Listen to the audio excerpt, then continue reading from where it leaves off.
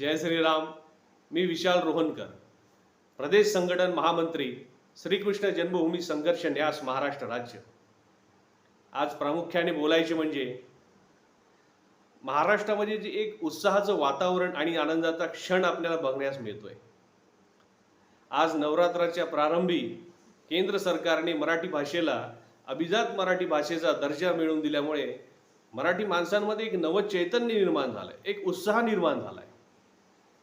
आणि याचे श्रेय मी सन्माननीय पंतप्रधान श्री नरेंद्रजी मोदी व सन्माननीय उपमुख्यमंत्री श्री देवेंद्रजी फडणवीस यांनी मराठी भाषेला अभिजात दर्जा मिळवून दिला व त्याकरता सातत्याने 2014 पासून जो संघर्ष करण्यात आला त्या संघर्षाचं यश आज उद्यास आलेलं आहे. श्री संत ज्ञानेश्वर माऊलींनी गौरवलेली मराठी भाषा आज अभिजात मराठी भाषा झालेली आहे.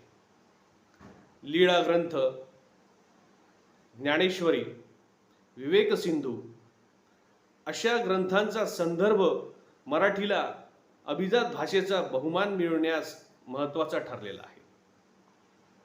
प्राचीन महारठ्ठी, मरहट्टी, महाराष्ट्रीय प्राकृत, अपभ्रंश मराठी आणि आत्ताची मराठी असा मराठी भाषेचा प्रवास आहे.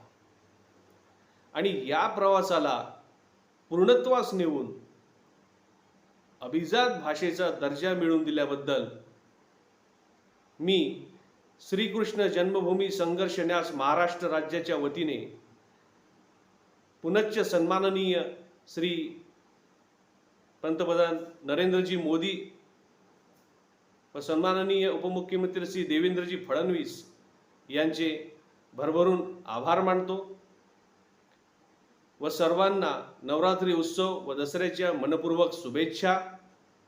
जय श्रीराम.